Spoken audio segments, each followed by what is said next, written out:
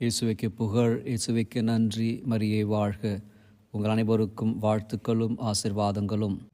நீங்கள் நிறைவுள்ளவராக இருக்க விரும்பினால் உங்களுக்கு உள்ளதை மற்றவர்களோடு பகிர்ந்து கொள்ளுங்கள் என்கிறது இன்றைய இறைவார்த்தை. நம்முடைய பார்வையிலே நிறைவு என்பது நிறைய பொருள்களை வாங்குவதும் செல்வங்களை சேமிப்பதுதான்.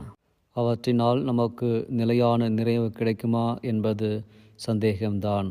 செல்வம் குறையும் பொழுது நிறைவும் குறைந்து போகும். ஆனால் நம்மில் இருப்பதை இல்லாதவர்களோடு பகிர்ந்து கொள்கின்ற பொழுது யாரும் கொடுக்க இயலாத மன நிறைவையும் வாழ்வின் நிறைவையும் நாம் உணர முடியும்.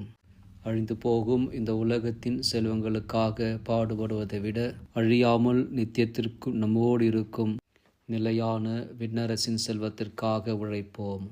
மன்றாடுவோம். இறைவா, இந்த உலகத்திலே நிறைவை தேடி செல்கிறேன் என்று சொல்லி வெறுமையைத்தான் தேடி சென்று கொண்டிருக்கிறோம். ஆனால் எங்களை நாங்கள் வெறுமையாக்குகின்ற பொழுது நாங்கள் தேடி செல்கின்ற நிறைவை நிறைவாக பெற முடியும் என்பதை உணர்ந்து வாழ அருள் தாரும் கிருபை புரியும். தந்தை, மகன், தூய ஆவியானவரின் பெயராலே ஆமென்.